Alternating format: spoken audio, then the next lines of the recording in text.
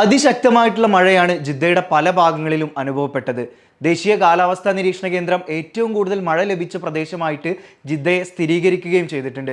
130 millilitre മഴ അനുഭവപ്പെട്ടു എന്നാണ് കണക്കുകൾ പറയുന്നത്. എന്നാൽ വലിയ നാശനഷ്ടങ്ങളൊന്നും തന്നെ റിപ്പോർട്ട് ചെയ്തിട്ടില്ല. ജിദ്ദ വിമാനത്താവളത്തിലടക്കം 51 മില്ലിലിറ്റർ മഴയാണ് അനുഭവപ്പെട്ടത്. ഡിസംബർ 11 വ്യാഴാഴ്ച വരെ ശക്തമായിട്ടുള്ള മഴ തുടരുമെന്ന് തന്നെയാണ് ദേശീയ കാലാവസ്ഥാ നിരീക്ഷണ കേന്ദ്രം അറിയിക്കുന്നത്. മഴ കാരണം തന്നെ നിരവധി ആളുകളുടെ വിമാനയാത്രയൊക്കെ ഇത് ബാധിച്ചിട്ടുണ്ടായിരുന്നു. റോഡിൽ വെള്ളം നിന്നത് കാരണം എയർപോർട്ടിൽ എത്താൻ വൈകിയതുകൊണ്ട് വിമാനം നഷ്ടമായിട്ടുള്ള യാത്രക്കാരും ഉണ്ടായി.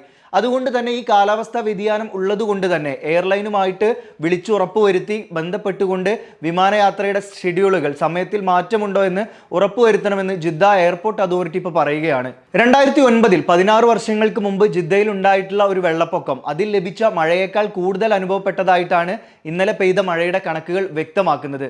എന്നാൽ ആളപായമോ വലിയ നാശനഷ്ടങ്ങളോ ഒന്നും തന്നെ റിപ്പോർട്ടും ചെയ്തിട്ടില്ല.